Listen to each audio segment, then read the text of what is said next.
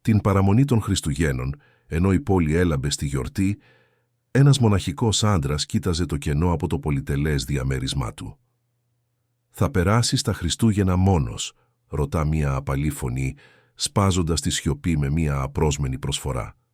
Εκείνος αρνείται, αλλά λίγα λεπτά αργότερα κάτι μέσα του τον οθεί να πάρει το αυτοκίνητο και να κατευθυνθεί σε μια απλή γειτονιά.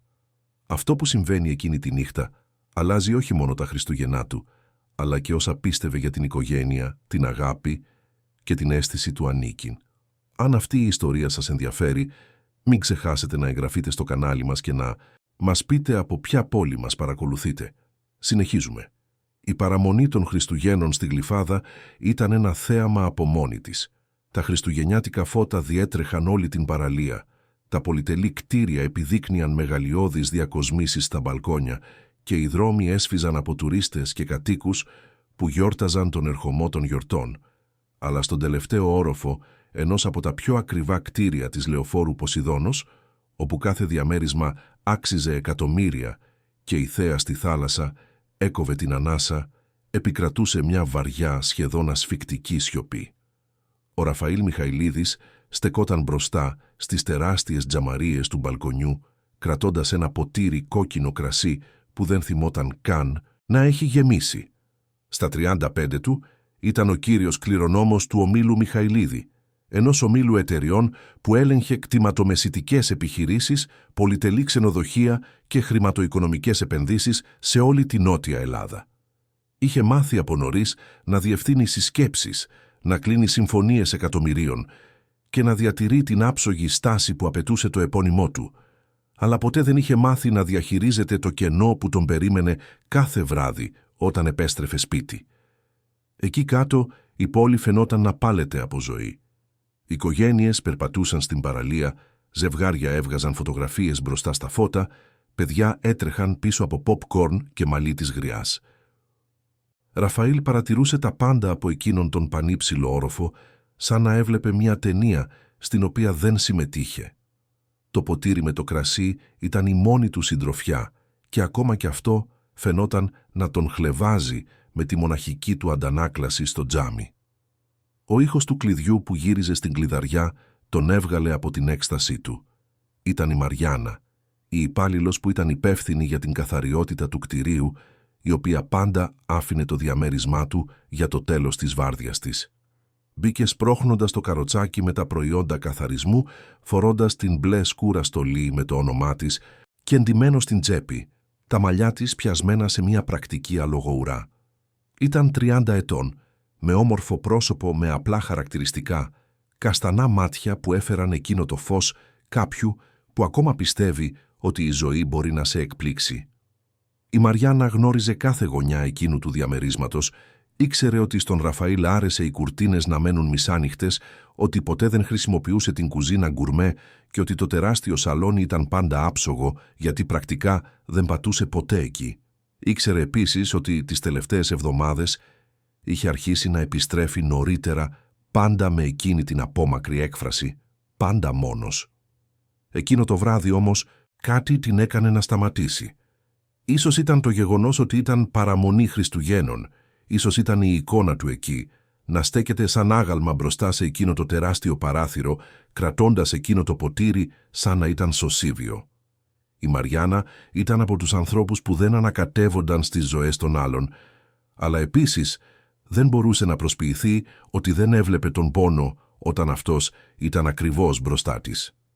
Συνέχισε τη δουλειά της σιωπηλά για μερικά λεπτά, περνώντας με ένα πανί τις ήδη καθαρές επιφάνειες, τακτοποιώντας περιοδικά που ήταν τέλεια ευθυγραμμισμένα. Τότε, μαζεύοντας ένα θάρρος που δεν ήξερε από πού της ερχόταν, σταμάτησε δίπλα στην πόρτα του μπαλκονιού και είπε με φωνή απαλή αλλά σταθερή: «Κύριε Ραφαήλ, θα περάσετε τα Χριστούγεννα μόνος σας». Ο Ραφαήλ γύρισε αργά το πρόσωπό του, σαν να είχε ξεχάσει ότι υπήρχε κι άλλος άνθρωπος εκεί. Χρειάστηκε μερικά δευτερόλεπτα για να επεξεργαστεί την ερώτηση. «Ναι», απάντησε, με έναν τόνο που προσπαθούσε να ακουστεί αδιάφορος, αλλά έβγαινε ελαφρώς κοφτός. «Κανένα πρόβλημα». Η Μαριάννα ένιωσε το βάρος της τραχύτητάς του, αλλά δεν υποχώρησε. Κούνησε το κεφάλι της και συνέχισε. «Κανένα πρόβλημα, κύριε. Απλά, ξέρετε, εγώ θα φάω με την οικογένειά μου απόψε. Μένουμε εκεί κοντά, στην Άνω Γλυφάδα. Είναι ένα απλό σπίτι, αλλά πάντα περισσεύει φαγητό και οι άνθρωποι γελάνε πολύ δυνατά. Αν θέλετε, είστε καλεσμένος». Ο Ραφαήλ την κοίταξε σαν να του μιλούσε σε άλλη γλώσσα. Καλεσμένος. Να φάει στο σπίτι της. Η ιδέα ήταν τόσο παράλογη, τόσο εκτός πρωτοκόλου, που παραλίγο να ξεσπάσει σε ένα σαρκαστικό γέλιο. Αλλά δεν το έκανε. Γιατί, για ένα κλάσμα του δευτερολέπτου, η πιθανότητα να μην περάσει άλλη μία νύχτα μόνος, πέρασε από το μυαλό του σαν αστραπή. Κατάπιε και απάντησε, προσπαθώντας να ανακτήσει την ψυχραιμία του. «Σας ευχαριστώ, αλλά δεν θα χρειαστεί. Απολαύστε τη βραδιά με την οικογένειά σας». Η Μαριάννα χάρισε ένα μικρό σχεδόν λυπημένο χαμόγελο και έγνεψε με το κεφάλι. «Καταλαβαίνω, λοιπόν, καλά Χριστούγεννα, κύριε Ραφαήλ», και χωρίς άλλη καθυστέρηση τελείωσε ό,τι της έμενε και βγήκε από το διαμέρισμα, αφήνοντας πίσω της μόνο την ελαφριά μυρωδιά καθαριστικού, αναμεμειγμένη με μια νότα φτηνού λουλουδένιου αρώματος. Όταν η πόρτα έκλεισε, η σιωπή επέστρεψε με διπλάσια δύναμη. Ο Ραφαήλ έμεινε εκεί, ακίνητος, κρατώντας εκείνο το καταραμένο ποτήρι, νιώθοντας για πρώτη φορά μετά από πολύ καιρό ότι μόλις είχε κάνει ένα λάθος. Η ανάμνηση του χαμόγελού της ελαφρότητας με την οποία είχε μιλήσει για το σπίτι και την οικογένεια, άρχισε να του σφυροκοπά στο κεφάλι. Προσπάθησε να αποσπάσει την προσοχή του, πήρε το κινητό, κύλησε στα επαγγελματικά μηνύματα, αλλά τίποτα δεν γέμιζε το κενό. Έξω τα πυροτεχνήματα άρχισαν να σκάνε. Δεν ήταν ακόμη μεσάνυχτα, αλλά οι οικογένειες γιόρταζαν ήδη, επισπεύδοντας τη γιορτή.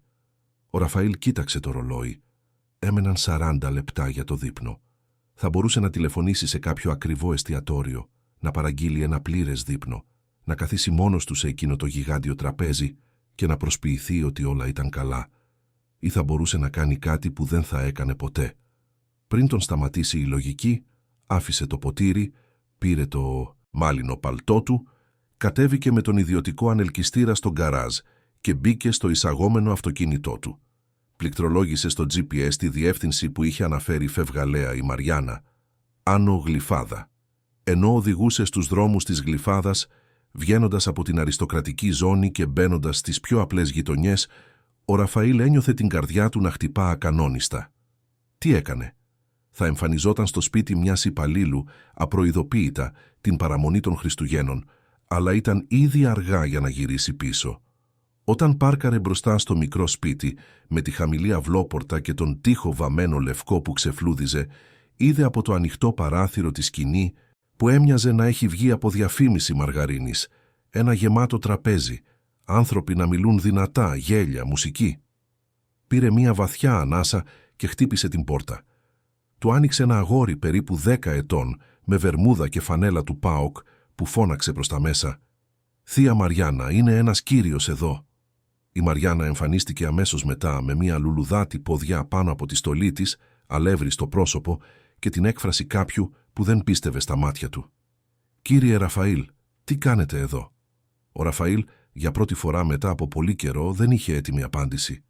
«Εγώ άλλαξα γνώμη. Αν η πρόσκληση ισχύει ακόμα». Η Μαριάννα έμεινε για μερικά δευτερόλεπτα σιωπηλή, προσπαθώντας να το επεξεργαστεί. Τότε χάρισε ένα πλατή, γνήσιο χαμόγελο και έκανε ένα βήμα στο πλάι. «Φυσικά και ισχύει. Περάστε».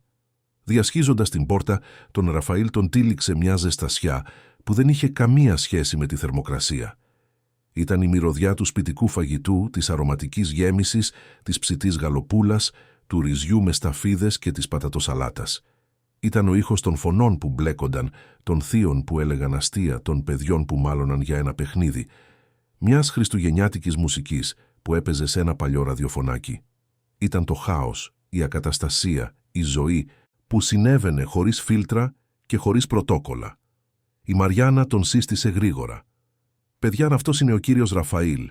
Είναι κάτοικος του κτηρίου όπου δουλεύω. Θα περάσει τα Χριστούγεννα μαζί μας». Μία κυρία με γκρίζα μαλλιά και μια ποδιά με χριστουγεννιάτικα σχέδια πλησίασε, σκουπίζοντας τα χέρια της σε μια πετσέτα.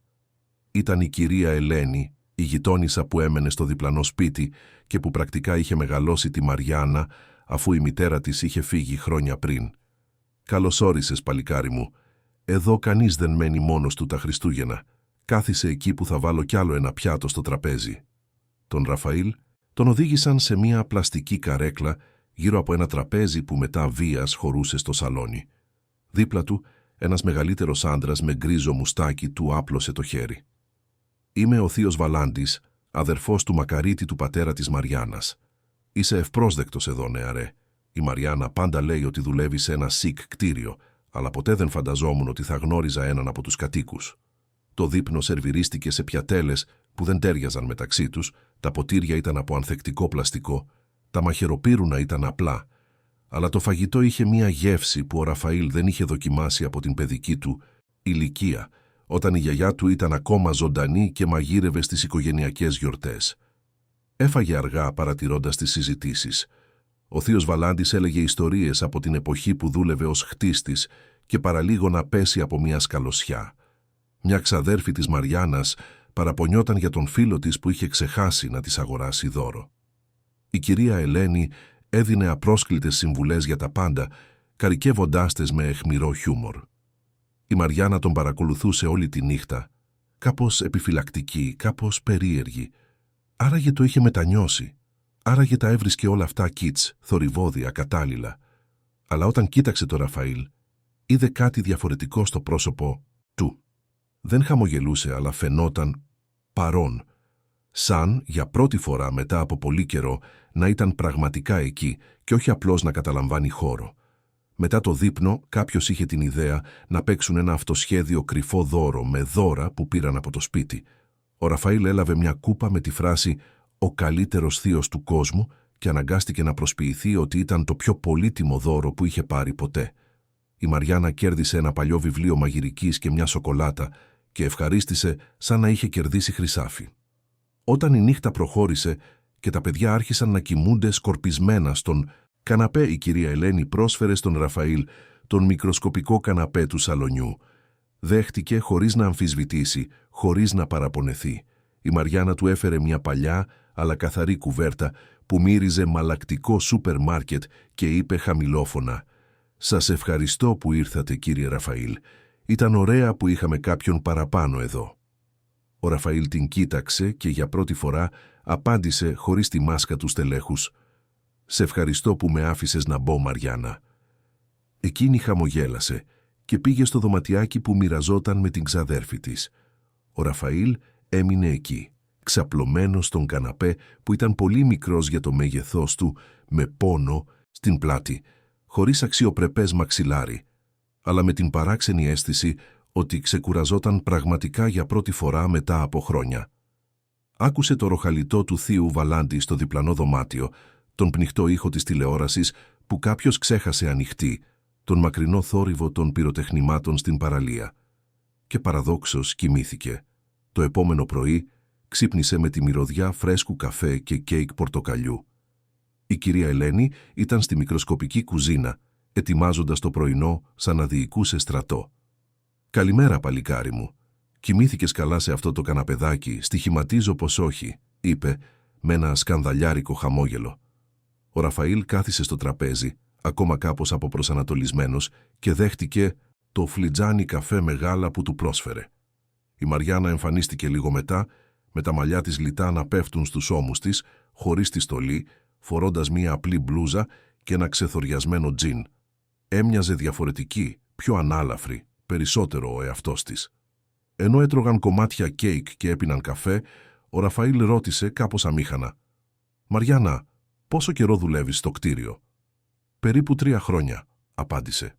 «Άρχισα αμέσως μετά που έφυγε ο πατέρας μου. Χρειαζόμουν μια σταθερή δουλειά και η εταιρεία που διαχειρίζεται το κτίριο έκανε προσλήψεις». Ο Ραφαήλ έγνεψε, σκεπτικός. «Και πάντα ήθελες να δουλεύεις στην καθαριότητα?» Η Μαριάννα έριξε ένα σύντομο γέλιο, χωρίς πικρία. «Όχι, κύριε Ραφαήλ, κανείς δεν ονειρεύεται να καθαρίζει τα σπίτια των άλλων όταν είναι παιδί, αλλά η ζωή δεν ακολουθεί πάντα το σενάριο που φανταζόμαστε, σωστά?» «Και ποιο ήταν το σενάριό σου?» ρώτησε, με μια γνήσια περιέργεια που τον εξέπληξε. Η Μαριάννα έμεινε για μερικά δευτερόλεπτα σιωπηλή, ανακατεύοντας τον καφέ της με το κουταλάκι.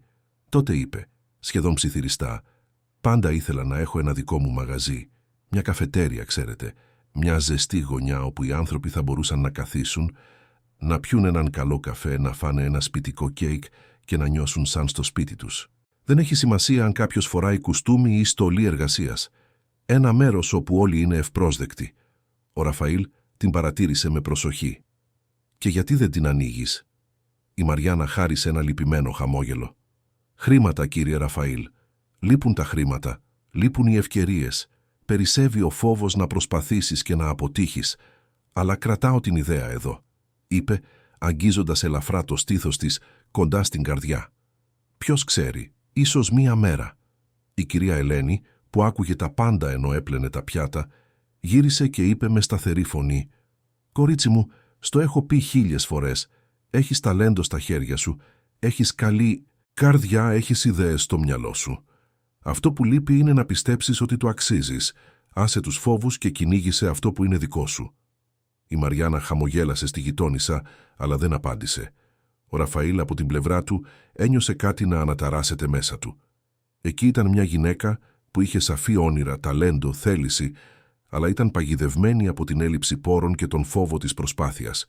Και αυτός, που είχε όλους τους πόρους του κόσμου, από τι ήταν παγιδευμένος? Τι φοβόταν? Ήταν η σειρά της Μαριάννας να ρωτήσει, «Και εσείς, κύριε Ραφαήλ, πάντα θέλατε να κάνετε τη δουλειά που κάνετε σήμερα?» Ο Ραφαήλ εξεπλάγει από την ερώτηση. Κανείς δεν συνήθιζε να τον ρωτάει αυτό. Η απάντηση ήταν πάντα προφανής. Ήταν ο κληρονόμος. Αυτό έκανε. Αλλά εκείνο το πρωί, σε εκείνη τη μικροσκοπική κουζίνα, αποφάσισε να είναι ειλικρινής. «Όχι», είπε. «Όταν ήμουν παιδί ήθελα να γίνω αρχιτέκτονας. Μου άρεσε να σχεδιάζω κτίρια, να φαντάζομαι χώρους, να δημιουργώ πράγματα που θα μπορούσαν να φιλοξενήσουν ανθρώπους. Αλλά όταν ο πατέρας μου απεβίωσε, ήμουν 18 και ο θείος μου ο Αλβέρτος ανέλαβε τον έλεγχο του ομίλου μέχρι να είμαι έτοιμος. Έτοιμος, στην προκειμένη περίπτωση, σήμαινε να κάνω ό,τι έλεγε, να ακολουθώ το πρωτόκολλο, να γίνω ένα αντίγραφό του. Και αυτό έκανα. Έγινα στέλεχος, έμαθα να διοικώ, να διαπραγματεύομαι, να βγάζω κέρδος, αλλά σε καμία στιγμή δεν με ρώτησαν αν αυτό ήταν που ήθελα». Η Μαριάννα τον κοίταξε χωρίς να πει τίποτα, αλλά τα μάτια της φαινόταν να καταλαβαίνουν κάθε λέξη. Ήταν η κυρία Ελένη που έσπασε τη σιωπή, με τη φωνή της γεμάτη πρακτική σοφία. «Παλικάρι μου, δεν ξέρω τίποτα από εταιρείες, από συσκέψεις, από σικ κτίρια, αλλά ξέρω ένα πράγμα. Περνάμε όλη μας τη ζωή δουλεύοντας, τρέχοντας, προσπαθώντας να βγάλουμε χρήματα. Και ξεχνάμε να ρωτήσουμε γιατί.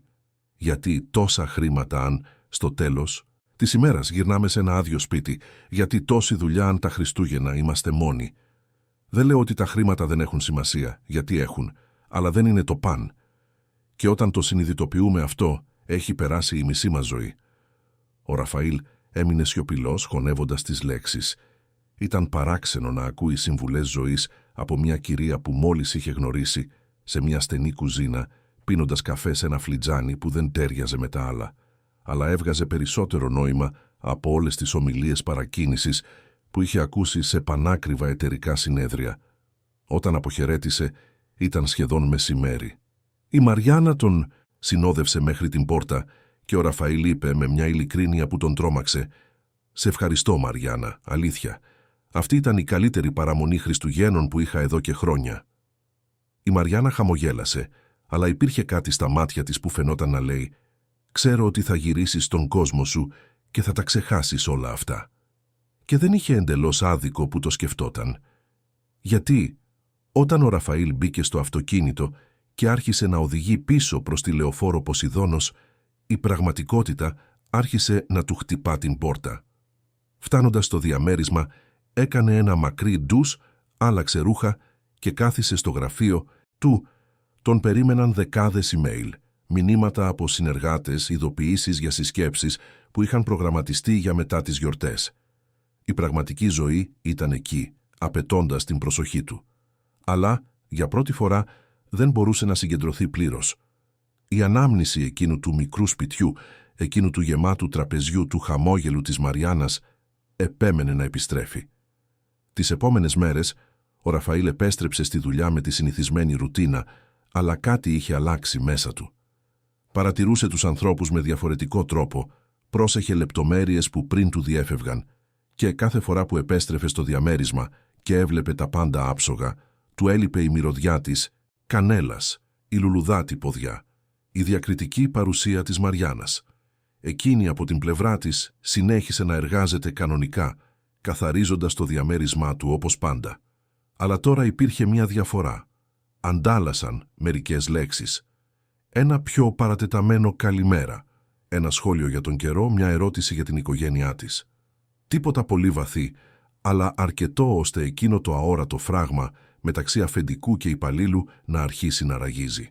Τότε ήταν που η καταιγίδα άρχισε να σχηματίζεται στον ορίζοντα.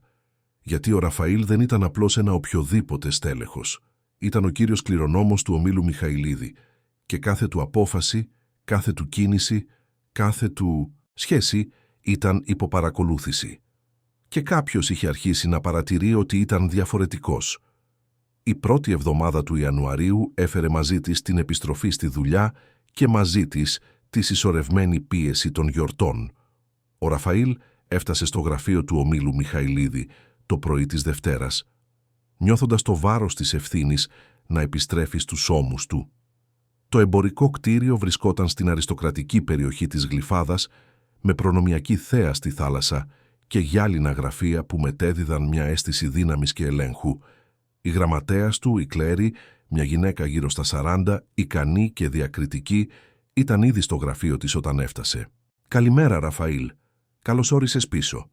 Έχω μια στίβα έγγραφα που περιμένουν την υπογραφή σου και 3 συσκέψεις προγραμματισμένες για σήμερα. Α, και ο θείος σου ο Αλβέρτος τηλεφώνησε. Είπε ότι πρέπει να σου μιλήσει επιγόντως». Ο Ραφαήλ ένιωσε το στομάχι του να σφίγγεται. Ο Αλβέρτος Μιχαηλίδης, ο μεγαλύτερος αδερφός του πατέρα του, ήταν ο πρόεδρος του Διοικητικού Συμβουλίου του Ομίλου. Είχε αναλάβει προσωρινά τη διοίκηση όταν ο πατέρας του Ραφαήλ απεβίωσε και ποτέ δεν είχε αφήσει πραγματικά τα ηνία, ακόμα και αφού ο Ραφαήλ ανέλαβε επίσημα ως διευθύνων σύμβουλος.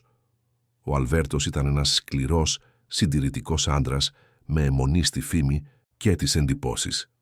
Και είχε ένα ιδιαίτερο ταλέντο να κάνει τον Ραφαήλ να αισθάνεται ανεπαρκής. «Μπορείς να το προγραμματίσεις για αργά το απόγευμα, Κλέρη. Θα χρειαστώ χρόνο να αναπνεύσω πριν του μιλήσω». Η Κλέρη χαμογέλασε με συμπάθεια, γνωρίζοντας καλά τη δυναμική μεταξύ θείου και ανιψιού. «Κανένα πρόβλημα.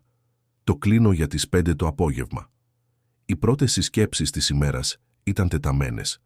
Υπήρχε ένα μεγάλο σχέδιο συγχώνευσης σε εξέλιξη με μια επενδυτική εταιρεία με έδρα τη Θεσσαλονίκη, την Capital Partners, και οι διαπραγματεύσεις βρίσκονταν σε κρίσιμο στάδιο. Ο Ραφαήλ συναντήθηκε με τον Ανδρέα Παπά, τον συνέτερο και δεξί του χέρι, έναν 40 άντρα φαλακρό, με γυαλιά μοιοπίας και ήρεμη στάση. Ο Ανδρέας ήταν ο πιο λογικός άνθρωπος που γνώριζε ο Ραφαήλ, ισορροπώντας τέλεια τη λογική με την ανθρωπιά. «Έχουμε πρόβλημα», είπε ο Ανδρέας μόλις έμειναν μόνοι στην αίθουσα συσκέψεων. «Η Capital Partners απειλεί να αποσυρθεί από τη συγχώνευση. Είπαν ότι υπήρξε διαρροή εμπιστευτικών πληροφοριών στον ανταγωνισμό. Κάποιος από εδώ μέσα διέρευσε δεδομένα για τις τιμές που ήμασταν διατεθειμένοι να διαπραγματευτούμε». Ο Ραφαήλ ένιωσε το αίμα του να παγώνει. Διαρροή. Ποιος θα είχε πρόσβαση σε αυτές τις πληροφορίες? Ο Ανδρέας διόρθωσε τα γυαλιά του, σκεπτικός. «Λίγοι άνθρωποι. Εγώ, εσύ, η Κλέρη και η Δάφνη από την οικονομική διεύθυνση. Κανείς άλλος δεν είχε πρόσβαση στα πλήρη νούμερα». Η Δάφνη Ανδρέου ήταν η οικονομική διευθύντρια του ομίλου, μια γυναίκα 38 ετών, φιλόδοξη, εξαιρετικά ικανή, αλλά επίσης γνωστή για το ότι αναμείγνυε τον επαγγελματισμό με τα προσωπικά της συναισθήματα.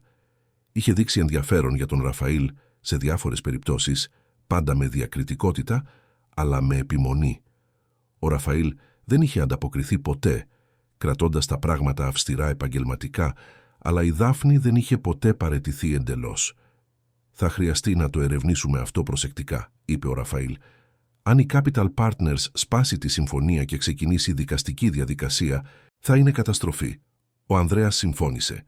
Θα αρχίσω να ελέγχω τις προσβάσεις στα αρχεία. Αλλά, Ραφαήλ, πρέπει να σου πω κάτι. Κάποιοι λένε ότι τελευταία είσαι διαφορετικός, πιο αφηρημένος. Συμβαίνει κάτι που θα έπρεπε να ξέρω. Ο Ραφαήλ δίστασε. Ο Ανδρέας ήταν φίλος του εκτός από συνέτερος, μπορούσε να τον εμπιστευτεί. Αλλά πώς να του εξηγήσει ότι είχε περάσει τα Χριστούγεννα στο σπίτι της καθαρίστριας του κτηρίου του και ότι εκείνη η νύχτα τον είχε ταράξει με έναν τρόπο που δεν μπορούσε να εξηγήσει. «Είμαι καλά, Ανδρέα, απλά κουρασμένος από τις γιορτές». Ο Ανδρέας δεν φάνηκε να πείθεται, αλλά δεν επέμεινε. «Εντάξει, αλλά αν χρειαστεί να μιλήσεις, είμαι εδώ». Αργά το απόγευμα, ο Ραφαήλ κλήθηκε στο γραφείο του Αλβέρτου. Το γραφείο του θείου του βρισκόταν στον ίδιο όροφο, αλλά ήταν διακοσμημένο με πιο παραδοσιακό τρόπο, με έπιπλα από σκούρο ξύλο, παλιούς πίνακες και ένα τεράστιο γραφείο που έμοιαζε με βωμό εξουσίας. Ο Αλβέρτος καθόταν πίσω από αυτό, εξετάζοντας χαρτιά, χωρίς να σηκώσει τα μάτια του όταν μπήκε ο Ραφαήλ. «Κάθισε», είπε, με τη βαριά και αυταρχική φωνή του. Ο Ραφαήλ κάθισε, περιμένοντας. Ο Αλβέρτος συνέχισε να διαβάζει για μερικά ακόμη δευτερόλεπτα σε μια εσκεμμένη επίδειξη του ποιος ελέγχει τον χρόνο και τον χώρο. Τελικά άφησε τα χαρτιά και κοίταξε τον ανιψιό του. «Γύρισα από το ταξίδι και ενημερώθηκα για κάποια προβλήματα. Πρώτον, αυτή η ιστορία με τη διαρροή πληροφοριών στη συγχώνευση με την Capital Partners. Αυτό είναι απαράδεκτο, Ραφαήλ. Είσαι επικεφαλής εδώ και 5 χρόνια και ποτέ δεν είχαμε τέτοιο περιστατικό. Τι συμβαίνει?» Ο Ραφαήλ διατήρησε τη σταθερή του στάση. «Το ερευνώ, θείε. Ο Ανδρέας ελέγχει όλες τις προσβάσεις. Θα βρούμε ποιος ήταν και θα πάρουμε τα απαραίτητα μέτρα». Ο Αλβέρτος χτύπησε το χέρι του στο τραπέζι, όχι με δύναμη αλλά με το βάρος κάποιου που θέλει να ξεκαθαρίσει ποιος κάνει κουμάντο. «Απαραίτητα μέτρα, Ραφαήλ, αυτό ξεπερνά τα μέτρα. Πρόκειται για τη φήμη. Το όνομα Μιχαηλίδης δεν μπορεί να συνδέεται με αμέλεια, με έλλειψη ελέγχου. Και μιλώντας για έλεγχο, έμαθα και κάτι άλλο που με ανησυχεί ακόμα περισσότερο». Ο Ραφαήλ ένιωσε την καρδιά του να επιταχύνει. Τι θα μπορούσε να είναι?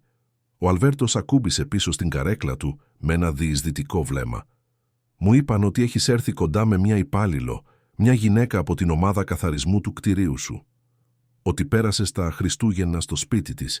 Είναι αλήθεια αυτό?» Ο Ραφαήλ ένιωσε τον θυμό να ανεβαίνει, αλλά τον έλεγξε. «Ποιος το είπε αυτό?» «Δεν έχει σημασία ποιος το είπε. Σημασία έχει αν είναι αλήθεια». Ο Ραφαήλ πήρε μια βαθιά ανάσα.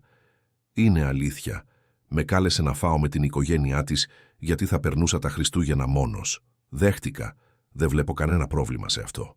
Ο Αλβέρτος έριξε ένα σύντομο γέλιο χωρίς χιούμορ. «Δεν βλέπεις πρόβλημα, Ραφαήλ.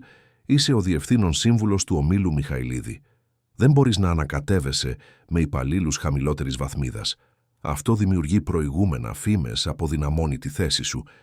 Οι άνθρωποι θα αρχίσουν να αμφισβητούν την κρίση σου, την ηγετική σου ικανότητα». Ο Ραφαήλ ένιωσε τον θυμό να εκρήγνεται. «Δεν είναι υπάλληλος του ομίλου, θείε. Δουλεύει στη συνιδιοκτησία. Και ακόμα κι αν ήταν, δεν βλέπω γιατί η προσωπική μου ζωή θα έπρεπε να υπαγορεύεται από γελία εταιρικά πρωτόκολλα». Ο Αλβέρτος σηκώθηκε, επιβλητικός. «Η προσωπική σου ζωή επηρεάζει την εικόνα της εταιρείας. Κουβαλάς ένα επώνυμο, Ραφαήλ. Και αυτό το επώνυμο έχει βάρος, έχει ιστορία, έχει ευθύνη. Αν θέλεις να συνεχίσεις να είσαι επικεφαλής, πρέπει να απομακρυνθείς από αυτή τη γυναίκα. Είναι διαταγή». Ο Ραφαήλ σηκώθηκε επίσης, κοιτάζοντας τον θείο του στα μάτια. «Δεν είναι μια διαταγή που θα εκτελέσω». Ο Αλβέρτος στένεψε τα μάτια του. «Τότε ίσως είναι καιρός να επαναξιολογήσουμε τη θέση σου στην ηγεσία του ομίλου». Οι δυο τους έμειναν σιωπηλοί, μετρώντας τις δυνάμεις τους. Τελικά ο Ραφαήλ γύρισε την πλάτη του και έφυγε, κλείνοντας την πόρτα με περισσότερη δύναμη από ό,τι σκόπευε. Εν τω μεταξύ, στην άλλη άκρη της πόλης, η Μαριάννα έφτανε στη δουλειά στο κτίριο όπως πάντα, χωρίς να φαντάζεται ότι το όνομά της συζητιόταν στους διαδρόμους της εξουσίας. Χαιρέτησε τους συναδέλφους της, πήρε το καροτσάκι καθαρισμού και ανέβηκε για να ξεκινήσει τη ρουτίνα της. Όταν έφτασε στο διαμέρισμα του Ραφαήλ, χρησιμοποίησε το κλειδί που είχε και μπήκε. Το διαμέρισμα ήταν όπως το περίμενε. Άψογο, σιωπηλό, άδειο. Αλλά περνώντας από την κουζίνα παρατήρησε κάτι διαφορετικό. Υπήρχε ένα βρώμικο φλιτζάνι στο νεροχύτη, κάτι που δεν συνέβαινε ποτέ, και πάνω στο τραπέζι του σαλονιού ένα ανοιχτό τετράδιο με πρόχειρες σημειώσεις. Δεν διάβασε φυσικά, αλλά κατάλαβε ότι ο Ραφαήλ είχε περάσει τη νύχτα δουλεύοντας εκεί. Έκανε τη δουλειά της κανονικά, αλλά δεν μπορούσε να σταματήσει να σκέφτεται τη νύχτα των Χριστουγέννων. Άραγε το είχε μετανιώσει που είχε πάει. Άραγε το βρήκε όλο αυτό ντροπιαστικό. Άραγε ήταν υπερβολικά παρεμβατική που τον κάλεσε. Όταν τελείωσε την καθαριότητα και ετοιμαζόταν να φύγει, άκουσε την πόρτα να ανοίγει. Ήταν ο Ραφαήλ που έφτασε νωρίτερα από το συνηθισμένο. Φαινόταν τεταμένος, κουρασμένος, με τη γραβάτα του χαλαρωμένη και τα μαλλιά του ελαφρώς ανακατεμένα. «Μαριάννα», είπε, και ο τόνος ήταν διαφορετικός, λιγότερο επίσημος, πιο ανθρώπινος. «Γεια σας, κύριε Ραφαήλ. Έφευγα τώρα». «Περίμενε», ζήτησε. «Ήθελα να σε ευχαριστήσω ξανά. Για τα Χριστούγεννα. Ήταν πολύ σημαντικό για μένα». Η Μαριάννα χαμογέλασε, νιώθοντας την καρδιά της να ζεσταίνεται. «Χαίρομαι, κύριε Ραφαήλ, και για εμάς ήταν ωραία που σας είχαμε εκεί». Έμειναν για μερικά δευτερόλεπτα σιωπηλοί, χωρίς να ξέρουν τι να πούν. Ήταν ο Ραφαήλ που έσπασε τη στιγμή. «Μαριάννα, είπες ότι ήθελες να ανοίξεις μια καφετέρια. Το έχεις σκεφτεί σοβαρά? Έχεις κάνει κάποιο πλάνο?» Η Μαριάννα ανοιγόκλεισε τα μάτια της έκπληκτη. «Το έχω σκεφτεί, ναι. Έχω γράψει και μερικές ιδέες σε ένα τετράδιο, αλλά ποτέ δεν το κυνήγησα γιατί, ξέρετε, λείπουν τόσα πολλά, σωστά. Χρήματα, γνώσεις, για το πώς να ανοίξεις μια επιχείρηση, θάρρος». Ο Ραφαήλ πλησίασε λίγο. «Αν είχες μια πραγματική ευκαιρία, θα το προσπαθούσες». Η Μαριάννα τον κοίταξε, μπερδεμένη. «Τι εννοείτε, κύριε?» Πριν προλάβει ο Ραφαήλ να απαντήσει, το κινητό του χτύπησε. Ήταν η Κλέρι επειγόντως. «Ραφαήλ, πρέπει να σου μιλήσω. Είναι για την έρευνα της διαρροής. Μπορείς να γυρίσεις στο γραφείο τώρα». Ο Ραφαήλ αναστέναξε. «Έρχομαι». Και έκλεισε. Κοίταξε τη Μαριάννα και είπε «Θα συνεχίσουμε αυτή τη συζήτηση αργότερα, εντάξει». Η Μαριάννα συμφώνησε, ακόμα μπερδεμένη, και βγήκε από το διαμέρισμα. Ενώ κατέβαινε με τον ανελκυστήρα, δεν μπορούσε να σταματήσει να σκέφτεται αυτό που είχε ρωτήσει ο Ραφαήλ. Ήταν δυνατόν. Ήταν πραγματική η ευκαιρία να πραγματοποιήσει το όνειρό της. Πίσω στο γραφείο, ο Ραφαήλ βρήκε τον Ανδρέα και την Κλέρι στην αίθουσα συσκέψεων, με σοβαρές εκφράσεις. Ο Ανδρέας άρχισε. «Εντοπίσαμε τις προσβάσεις στα εμπιστευτικά αρχεία. Υπήρξε μια πρόσβαση εκτός ωραρίου εργασίας την περασμένη εβδομάδα, χρησιμοποιώντας το login της Δάφνης». Ο Ραφαήλ συνοφριώθηκε. «Η Δάφνη ήταν εδώ εκτός ωραρίου», η Κλέρι συμπλήρωσε. «Όχι επίσημα, αλλά οι κάμερες ασφαλείας τη δείχνουν να μπαίνει στο κτίριο στις 11 το βράδυ μιας Πέμπτης και να φεύγει 2 ώρες αργότερα. Την επόμενη μέρα ο ανταγωνισμός ήξερε ήδη τα νούμερά μας». Ο Ραφαήλ ένιωσε ένα μείγμα θυμού και απογοήτευσης. «Η Δάφνη. Γιατί?» Ο Ανδρέας διόρθωσε τα γυαλιά του. «Έχω μία θεωρία. Η Δάφνη ποτέ δεν έκρυψε το ενδιαφέρον της για σένα, Ραφαήλ. Και τον τελευταίο καιρό ήσουν απόμακρος, ακόμη και ψυχρός μαζί της. Ίσως το έκανε από εκδίκηση, από ζήλια, ή επειδή πίστευε ότι, σαμποτάροντας τη συγχώνευση, θα σε ανάγκαζε να εξαρτηθείς περισσότερο από αυτήν». Ο Ραφαήλ πέρασε το χέρι του από το πρόσωπό του εξαντλημένος. «Έχουμε αρκετές αποδείξεις», ο Ανδρέας έγνεψε. «Έχουμε τα αρχεία πρόσβασης, τις εικόνες από τις κάμερες και το ιστορικό επικοινωνίας της με στελέχη της ανταγωνιστικής εταιρείας. Είναι αρκετά για μια δίκη. Κάλεσε μια έκτακτη συνάντηση με την Capital Partners για αύριο. Θα τα εκθέσουμε όλα, θα παρουσιάσουμε τις αποδείξεις και θα δείξουμε ότι παίρνουμε τα κατάλληλα μέτρα. Και θέλω τη Δάφνη να απομακρυνθεί αμέσως». Εκείνο το βράδυ ο Ραφαήλ επέστρεψε στο διαμέρισμα εξαντλημένος. Κάθισε στον καναπέ και κοιτούσε το κενό. Όλα κατέρεαν ταυτόχρονα. Η εταιρεία, η σχέση με τον θείο του, η εμπιστοσύνη στην ομάδα του. Αλλά παραδόξως το μόνο πράγμα που του έφερνε κάποια ανακούφιση ήταν η ανάμνηση της Μαριάννας, εκείνου του απλού χαμόγελου, εκείνης της ελαφρότητας. Τις επόμενες μέρες η εταιρική κατάσταση εντάθηκε. Η συνάντηση με την Capital Partners ήταν τεταμένη, αλλά παρουσιάζοντας τις αποδείξεις της διαρροής και την άμεση απομάκρυνση της υπεύθυνης, ο Ραφαήλ κατάφερε να ανακτήσει μέρος της εμπιστοσύνης. Η συγχώνευση δεν ακυρώθηκε, αλλά οι όροι έγιναν πιο αυστηροί, με ρήτρες ελέγχου και ποινές σε περίπτωση νέων περιστατικών. Η Δάφνη κλήθηκε σε μια συνάντηση με τον Ραφαήλ, τον Ανδρέα και το νομικό τμήμα. Μπήκε στην αίθουσα με αμυντική στάση, γνωρίζοντας ήδη ότι ήταν στριμωγμένη. Ο Ραφαήλ πήγε κατευθείαν στο θέμα. «Δάφνη, έχουμε αποδείξεις ότι είχες πρόσβαση σε εμπιστευτικές πληροφορίες εκτός ωραρίου εργασίας και ότι μετέφερες αυτά τα δεδομένα στον ανταγωνισμό. Έχεις κάτι να πεις?» Η Δάφνη προσπάθησε να αρνηθεί, αλλά μπροστά στα στοιχεία που παρουσιάστηκαν τελικά υπέκυψε. Με δακρυσμένα μάτια, αλλά με φωνή γεμάτη θυμό, ξέσπασε: «Ποτέ δεν με είδες, Ραφαήλ. Ποτέ δεν με κοίταξες ως γυναίκα. Μόνο ως μια χρήσιμη υπάλληλο. Έκανα τα πάντα για αυτή την εταιρεία, δούλεψα περισσότερο από οποιονδήποτε και εσύ μου φερόσουν με αδιαφορία. Εν τω μεταξύ, σαλιαρίζεις για μια οποιαδήποτε καθαρίστρια που δεν έχει τίποτα να προσφέρει». Ο Ραφαήλ ένιωσε τον θυμό να εκρήγνεται, αλλά κράτησε τη φωνή του ελεγχόμενη. «Πρώτον, η Μαριάννα δεν είναι μια οποιαδήποτε καθαρίστρια. Είναι μια εργατική, αξιοπρεπής γυναίκα με δικά της όνειρα. Δεύτερον, το να ανακατεύεις προσωπικά συναισθήματα με εταιρικό σαμποτάζ είναι απαράδεκτο. Απομακρύνεσαι αμέσως και η υπόθεση θα αντιμετωπιστεί από τους δικηγόρους. Μπορείς να αποχωρήσεις». Η Δάφνη βγήκε από την αίθουσα κλαίγοντας, αλλά με ένα βλέμμα μίσους που πάγωνε το αίμα.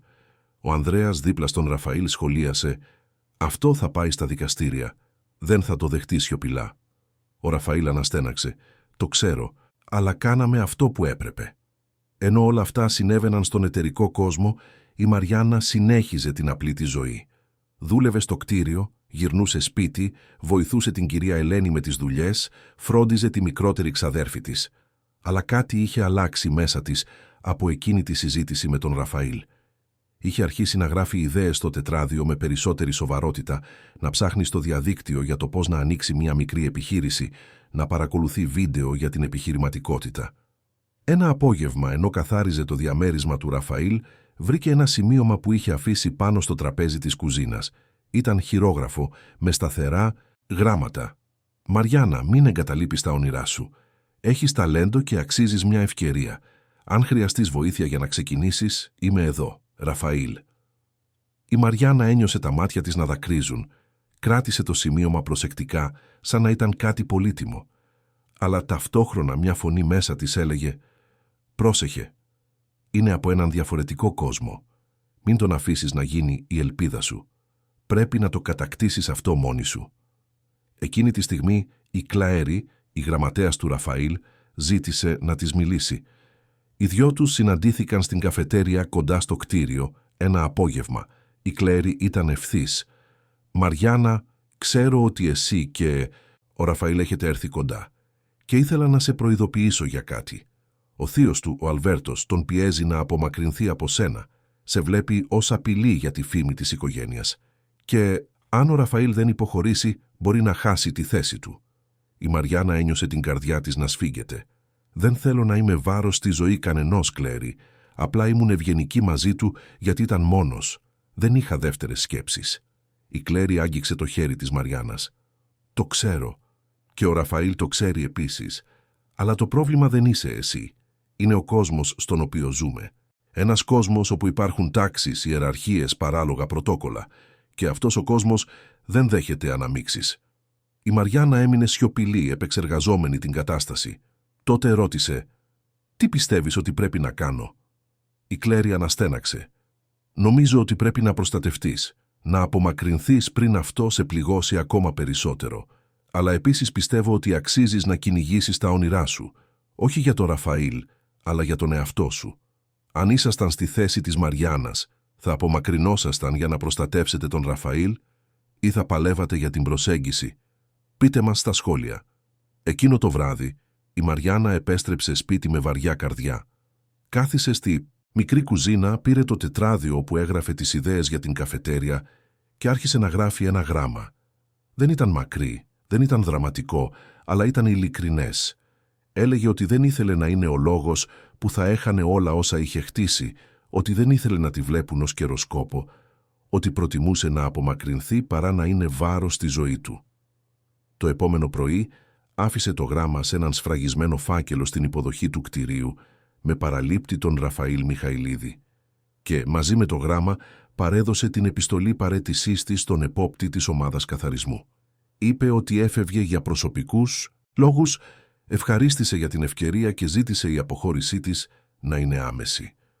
Όταν ο Ραφαήλ έφτασε στο διαμέρισμα εκείνο το βράδυ και είδε τον φάκελο στο τραπεζάκι της εισόδου, ένιωσε την καρδιά του να βυθίζεται. Τον άνοιξε με τρεμάμενα χέρια και διάβασε κάθε λέξη. Το γράμμα ήταν σύντομο, αλλά κάθε φράση ήταν σαν μαχαιριά. «Ραφαήλ, σε ευχαριστώ για όλα, αλλά οι κόσμοι μας είναι πολύ διαφορετικοί. Δεν θέλω να χάσεις ό,τι είναι δικό σου εξαιτίας μου. Να προσέχεις. Μαριάννα». Ο Ραφαήλ τσαλάκωσε το γράμμα με θυμό και έφυγε τρέχοντας. Πήρε το αυτοκίνητο και οδήγησε μέχρι το σπίτι της στην Χανογλυφάδα. Χτύπησε την πόρτα με επιμονή. Η κυρία Ελένη άνοιξε έκπληκτη. «Παλικάρι μου, τι συνέβη?» «Πρέπει να μιλήσω στη Μαριάννα». «Παρακαλώ». Η κυρία Ελένη φώναξε τη Μαριάννα, η οποία εμφανίστηκε με τρομαγμένη έκφραση. «Ραφαήλ, τι κάνεις εδώ? Γιατί το έκανες αυτό, γιατί παραιτήθηκες, γιατί φεύγεις?» Η Μαριάννα πήρε μια βαθιά ανάσα, ελέγχοντας τα δάκρυά της. «Γιατί δεν θέλω να είμαι η δικαιολογία για να χάσεις τα πάντα, Ραφαήλ. Ξέρω ότι ο θείος σου σε πιέζει, ξέρω ότι ο κόσμος μιλάει. Και δεν θα είμαι εγώ η ένοχη γι' αυτό». Ο Ραφαήλ έκανε ένα βήμα μπροστά. «Δεν φταίς σε τίποτα, Μαριάννα. Εγώ πήρα τις αποφάσεις μου. Ήρθα στο σπίτι σου τα Χριστούγεννα γιατί το ήθελα. Σε πλησίασα γιατί το ήθελα. Και αν υπάρχει κάποιος που πρέπει να αλλάξει σε αυτή την ιστορία, είμαι εγώ, όχι εσύ». Η Μαριάννα κούνησε το κεφάλι της με δακρυσμένα μάτια. «Δεν ωφελεί, Ραφαήλ. Ο κόσμος δεν λειτουργεί έτσι. Δεν μπορούμε να αναγκάσουμε τα πράγματα να ταιριάξουν μόνο και μόνο επειδή το θέλουμε. Μερικές φορές το σωστό είναι να αποδεχτούμε ότι οι δρόμοι είναι διαφορετικοί». «Και αν δεν θέλω να το αποδεχτώ?» Η Μαριάννα χαμογέλασε λυπημένα. «Τότε θα πρέπει να το μάθεις». Και με λεπτότητα έκλεισε την πόρτα. Ο Ραφαήλ έμεινε έξω, νιώθοντας το βάρος της απόρριψης, αλλά καταλαβαίνοντας επίσης τη δύναμη που είχε εκείνη η γυναίκα. Δεν έφευγε από φόβο, προστατευόταν και έπρεπε να το σεβαστεί αυτό. Επέστρεψε στο διαμέρισμα εκείνο το βράδυ και για πρώτη φορά η σιωπή δεν ήταν απλώς κενή. Ήταν οδυνηρή. Οι επόμενες μέρες ήταν παράξενες και δύσκολες και για τους δύο. Ο Ραφαήλ ξυπνούσε κάθε πρωί στο άψογο διαμέρισμα, αλλά τώρα η σιωπή είχε διαφορετικό βάρος. Δεν ήταν πια το συνηθισμένο κενό, ήταν η απουσία, κάτι που είχε ανακαλύψει πολύ αργά ότι χρειαζόταν. Προσπαθούσε να συγκεντρωθεί στη δουλειά, στις ατελείωτες, στις σκέψεις, στις αναφορές που συσσωρεύονταν, αλλά το μυαλό του επέμενε να επιστρέφει σε εκείνο το μικρό σπίτι στην Άνω Γλυφάδα, στο χαμόγελο της Μαριάννας, στη μυρωδιά του σπιτικού φαγητού. Η συγχώνευση με την Capital Partners τελικά ολοκληρώθηκε, με πιο αυστηρούς όρους από ό,τι είχε προγραμματιστεί, αλλά παρόλα αυτά αντιπροσώπευε ένα σημαντικό βήμα προόδου για τον όμιλο Μιχαηλίδη. Ο Ανδρέας το γιόρτασε με γαλλική σαμπάνια στην αίθουσα συσκέψεων, αλλά ο Ραφαήλ μόλις που άγγιξε το ποτήρι του. Ο Ανδρέας το παρατήρησε φυσικά και τράβηξε τον φίλο του για μια ιδιωτική συζήτηση. «Ραφαήλ, έσωσες αυτή τη συγχώνευση. Αποκάλυψες το σαμποτάζ, προστάτεψες την εταιρεία, διατήρησες την ακεραιότητα του ομίλου. Αλλά σε ξέρω αρκετό καιρό για να καταλάβω πότε κάτι σε τρώει από μέσα. Είναι για αυτήν, έτσι δεν είναι?» Ο Ραφαήλ αναστέναξε, χαλαρώνοντας τη γραβάτα του. «Ναι, Ανδρέα, είναι για αυτήν, αλλά είναι και για μένα. Πέρασα χρόνια ζώντας στον αυτόματο πιλότο, κάνοντας ό,τι αναμενόταν, ακολουθώντας πρωτόκολλα, εκπληρώνοντας ρόλους. Και τότε, μία παραμονή Χριστουγέννων, ένιωσα για πρώτη φορά μετά από πολύ καιρό τι σημαίνει να είσαι πραγματικά ζωντανός, και τώρα έφυγε και δεν ξέρω πώς να το διορθώσω αυτό». Ο Ανδρέας διόρθωσε τα γυαλιά του, σκεπτικός. «Έχεις σκεφτεί ποτέ ότι ίσως το πρόβλημα δεν είναι να το διορθώσεις, αλλά να το σεβαστείς?» Πήρε μια δύσκολη απόφαση για να προστατεύσει τον εαυτό της. Και εσύ, θέλοντας και μη, εκπροσωπείς έναν κόσμο που πάντα την έφερνε σε μειονεκτική θέση. Αν πραγματικά νοιάζεσαι για αυτήν, πρέπει να το αποδείξεις με πράξεις, όχι με λόγια. Ο Ραφαήλ κοίταξε το συνεταιρό του. «Τι προτείνεις?» Ο Ανδρέας χαμογέλασε. Άλλαξε. Όχι για τους άλλους, αλλά για τον εαυτό σου. Αν θέλεις μια διαφορετική ζωή, χτίσε μια διαφορετική ζωή. Και άφησέ την να το δει αυτό, χωρίς πίεση, χωρίς απαιτήσεις. Αν είναι να γίνει, θα γίνει. Αλλά πρέπει να γίνει στον σωστό χρόνο. Ο Ραφαήλ απορρόφησε τα λόγια και για πρώτη φορά μετά από εβδομάδες ένιωσε κάτι σαν ελπίδα. Στην άλλη άκρη της πόλης, η Μαριάννα ζούσε τη δική της μεταμόρφωση. Αφού παραιτήθηκε από το κτίριο, πέρασε μερικές μέρες χωρίς να ξέρει τι να κάνει. Τα χρήματα ήταν λίγα, οι λογαριασμοί δεν σταματούσαν να έρχονται και ο φόβος ότι είχε πάρει τη λάθος απόφαση την βασάνιζε. Αλλά η κυρία Ελένη, με τη σοφία της που είχε ζήσει πολλά, δεν άφησε το κορίτσι να βυθιστεί. «Μαριάννα, σταμάτα να κάθεσαι εκεί και να με ψημυρείς και πήγαινε κάνε κάτι. Έχεις χρυσά χέρια στη μαγειρική. Έχεις συνταγές που όλοι αγαπούν. Άρχισε να πουλάς. Φτιάξε γλυκά, κέικ, αλμυρά. Πήγαινε στις λαϊκές αγορές, στις υπαίθριες αγορές. Βγάλε τα χρήματά σου με αξιοπρέπεια και ποιος ξέρει, μάζεψε αρκετά για να ανοίξεις εκείνη την καφετέρια για την οποία τόσο μιλάς». Η Μαριάννα κοίταξε τη γειτόνισσα, με τα μάτια της ακόμα κόκκινα από το κλάμα. «Μα δεν ξέρω πώς να αρχίσω, κυρία Ελένη.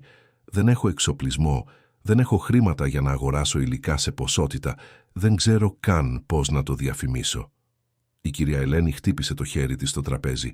«Κορίτσι μου, νομίζεις ότι εγώ ξεκίνησα από το τίποτα με τι? Με επιχειρηματικό σχέδιο. Ξεκίνησα πουλώντας παστέλια στην πόρτα της εκκλησίας. Ένα-ένα, με τα χρήματα που είχα. Και μάζευα, μεγάλωνα, βελτιωνόμουν. Κάνε το ίδιο. Ξεκίνα από τα μικρά. Φτιάξε 10 σοκολατάκια, πούλησέ τα. Με τα χρήματα αγόρασε υλικά για 20 και συνέχισε να μεγαλώνεις. Είναι αργό, αλλά είναι δικό σου». Τα λόγια της γειτόνισσας άναψαν κάτι μέσα στη Μαριάννα. Εκείνο το ίδιο απόγευμα πήρε τα λίγα χρήματα που είχε στην άκρη, πήγε στο σούπερ μάρκετ και αγόρασε ζαχαρούχο, γάλα, κακάο, βούτυρο, ζάχαρη, αυγά, αλεύρι. Επέστρεψε σπίτι και πέρασε τη νύχτα φτιάχνοντας σοκολατάκια, αμυγδαλωτά, κορμό σοκολάτας, κομμάτια από κέικ καρότου με γλάσο σοκολάτας. Η κυρία Ελένη βοήθησε, δοκιμάζοντας κάθε συνταγή, δίνοντας προτάσεις, προσαρμόζοντας τις γεύσεις. Το επόμενο πρωί η Μαριάννα ξύπνησε νωρίς, τακτοποίησε τα πάντα σε καθαρά πλαστικά δοχεία, έβαλε χειροποίητες ετικέτες με τα ονόματα των γλυκών και τις τιμές, πήρε μια ισοθερμική τσάντα δανεική από τη γειτόνισσα και πήγε στη λαϊκή αγορά της γειτονιάς. Έστησε έναν αυτοσχέδιο πάγκο σε ένα πλαστικό τραπέζι, άπλωσε τα γλυκά και περίμενε. Στην αρχή ήταν δύσκολο. Οι άνθρωποι περνούσαν, κοιτούσαν, αλλά δεν σταματούσαν. Η Μαριάννα ένιωθε την τροπαλότητα να της σφίγγει τον λαιμό, αλλά ανάγκαζε τον εαυτό της να χαμογελά, να προσφέρει ένα δείγμα, να λέει ότι ήταν σπιτικές συνταγές φτιαγμένες με αγάπη. Σιγά σιγά μερικοί άνθρωποι άρχισαν να δοκιμάζουν και να τους αρέσει. Μια κυρία αγόρασε ένα ολόκληρο κουτί σοκολατάκια για τα εγγόνια της. Ένας μεσήλικας άντρας αγόρασε 3 κομμάτια κέικ για τη γυναίκα του. Μια νεαρή μητέρα αγόρασε αμυγδαλωτά για το πάρτι γενεθλίων του γιού της. Στο τέλος του πρωινού, η Μαριάννα είχε πουλήσει σχεδόν τα πάντα. Μέτρησε τα χρήματα με τρεμάμενα χέρια και είδε ότι είχε βγάλει αρκετό κέρδος για να αγοράσει υλικά για διπλάσια παραγωγή. Επέστρεψε σπίτι με την καρδιά να χτυπά γρήγορα, τα μάτια της να λάμπουν και η κυρία Ελένη την υποδέχτηκε με μια σφιχτή αγκαλιά. «Το ήξερα, κορίτσι μου. Το ήξερα ότι θα τα κατάφερνες». Η ρουτίνα άρχισε να διαμορφώνεται. Κάθε βράδυ η Μαριάννα και η κυρία Ελένη μαγείρευαν μαζί, δοκιμάζοντας συνταγές, τελειοποιώντας γεύσεις. Κατά τη διάρκεια της ημέρας, η Μαριάννα πήγαινε στις λαϊκές αγορές, στις υπαίθριες αγορές, άρχισε ακόμη και να δέχεται παραγγελίες από γείτονες και γνωστούς. Η από στόμα σε στόμα διαφήμιση άρχισε να λειτουργεί. Οι άνθρωποι μιλούσαν για τα γλυκά εκείνης της συμπαθητικής κοπέλας που πουλούσε νόστιμα εδέσματα. Ένα απόγευμα, ενώ η Μαριάννα ήταν σε μια υπαίθρια αγορά κοντά στην παραλία, ένας άντρας με καλοραμένο κουστούμι πλησίασε τον πάγκο της. Δοκίμασε ένα σοκολατάκι, μετά ένα κομμάτι κέικ και χαμογέλασε, εντυπωσιασμένος. «Αυτά τα γλυκά είναι απίστευτα. Τα έφτιαξες όλα μόνη σου». Η Μαριάννα χαμογέλασε περήφανη. Εγώ και η γειτόνισά μου. Είναι όλα σπιτικά, φτιαγμένα με φρέσκα υλικά. Ο άντρας έβγαλε μία κάρτα από την τσέπη του και της την έδωσε. Το όνομά μου είναι Αλέξανδρος Αλεξίου. Δουλεύω σε μια επενδυτική εταιρεία που υποστηρίζει μικρούς τοπικούς επιχειρηματίες. Αν σε ενδιαφέρει να επεκτείνεις την επιχείρησή σου, τηλεφώνησέ μου. Νομίζω ότι έχεις προοπτικές. Η Μαριάννα πήρε την κάρτα με τρεμάμενα χέρια. Αλήθεια, αλήθεια, αλλά ψάξε με μόνο όταν είσαι έτοιμη. Όταν έχεις ένα σχέδιο, μια σαφή ιδέα για το τι θέλεις να κάνεις. Βοηθάμε αυτούς που έχουν κατεύθυνση, όχι αυτούς που έχουν απλώς ένα αόριστο όνειρο. Η Μαριάννα φύλαξε την κάρτα σαν να ήταν θησαυρός. Εκείνο το βράδυ τα είπε όλα στην κυρία Ελένη, η οποία παραλίγο να πετάξει από τη χαρά της. Η γειτόνισσα έφερε ένα παλιό τετράδιο και είπε «Τώρα είναι η ώρα να τα βάλεις όλα στο χαρτί, κορίτσι μου. Θέλεις μια καφετέρια? Τότε σχεδίασέ την. Πώς θα είναι? Πού θα είναι? Τι θα έχει στο μενού? Πόσο θα κοστίζει? Βάλ τα όλα στο χαρτί». Η Μαριάννα πέρασε τις επόμενες εβδομάδες σχεδιάζοντας ιδέες. Έψαξε για διαθέσιμους εμπορικούς χώρους στην περιοχή, μελέτησε τις τιμές των ενοικίων, έκανε λίστες με τον απαραίτητο εξοπλισμό, δημιούργησε απλά αλλά ελκυστικά μενού. Η κυρία Ελένη βοηθούσε με τους πρακτικούς υπολογισμούς, εξηγώντας πώς να υπολογίζει το περιθώριο κέρδους, πώς να μην χρεωθεί, πώς να μεγαλώσει αργά, αλλά με ασφάλεια. Εν τω μεταξύ, ο Ραφαήλ περνούσε τη δική του μεταμόρφωση. Είχε αρχίσει να αναθέτει περισσότερες αρμοδιότητες, εμπιστευόμενος τον Ανδρέα και τη νέα ομάδα που σχηματιζόταν μετά την αποχώρηση της Δάφνης. Μείωσε τις παράλογες ώρες εργασίας που διατηρούσε, άρχισε να αρνείται άσκοπες συσκέψεις, άρχισε να λέει όχι σε κοινωνικές υποχρεώσεις που δεν είχαν νόημα. Στον ελεύθερο χρόνο του, που τώρα υπήρχε, ο Ραφαήλ άρχισε να περπατά στην πόλη, όχι ως τουρίστας, αλλά ως κάποιος που ανακάλυπτε ξανά τον τόπο όπου ζούσε. Άρχισε να συχνάζει σε απλά εστιατόρια, να κάθεται σε παγκάκια πλατιών, να παρατηρεί την κίνηση των ανθρώπων.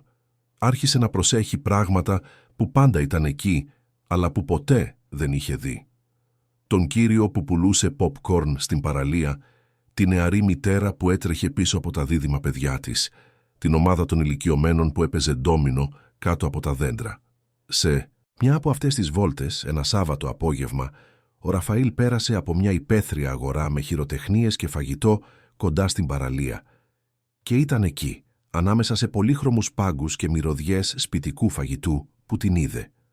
Η Μαριάννα ήταν πίσω από ένα ξύλινο τραπεζάκι, πουλώντας τα γλυκά της, συζητώντας με μια πελάτισσα με εκείνο το χαμόγελο που γνώριζε τόσο καλά. Η καρδιά του Ραφαήλ χτύπησε δυνατά. Έμεινε ακίνητος σε μια κάποια απόσταση, παρατηρώντας. Ήταν διαφορετική. Τα μαλλιά της ήταν πιο κοντά, κομμένα στο ύψος των ώμων. Φορούσε μια απλή αλλά όμορφη μπλούζα, ένα τζιν και μια πολύχρωμη ποδιά δεμένη στη μέση. Έμοιαζε κουρασμένη, αλλά έμοιαζε επίσης ευτυχισμένη, εκπληρωμένη, σαν να ήταν ακριβώς εκεί που έπρεπε να είναι. Ο Ραφαήλ πλησίασε αργά, προσπαθώντας να ελέγξει την νευρικότητά του. Όταν η Μαριάννα σήκωσε τα μάτια της και τον είδε, η έκφρασή της πέρασε από μια σειρά συναισθημάτων. Έκπληξη, φόβος, χαρά, σύγχυση. Έμεινε σιωπηλή, χωρίς να ξέρει τι να πει. «Γεια Μαριάννα», είπε ο Ραφαήλ με τη φωνή του ελαφρώς τρεμάμενη. «Γεια Ραφαήλ», απάντησε, και δεν ήταν πια κύριε Ραφαήλ. Ήταν απλά Ραφαήλ. «Μπορώ να αγοράσω μερικά γλυκά». Η Μαριάννα δίστασε, αλλά έγνεψε. Ο Ραφαήλ ζήτησε από όλα λίγο, γέμισε 2 σακούλες, επέμεινε να πληρώσει περισσότερα από την αναγραφόμενη τιμή. Η Μαριάννα αρνήθηκε τα επιπλέον, αλλά δέχτηκε τη δίκαιη πληρωμή. «Είσαι καλά?» ρώτησε. «Είμαι. Εσύ?» «Προσπαθώ. Αλλάζω μερικά πράγματα». Έμειναν σιωπηλοί, με τόσα πολλά να πούν, αλλά χωρίς να ξέρουν από πού να αρχίσουν. Ήταν η Μαριάννα που μίλησε πρώτη. «Ραφαήλ, δεν θέλω να νομίζεις ότι σε απέρριψα.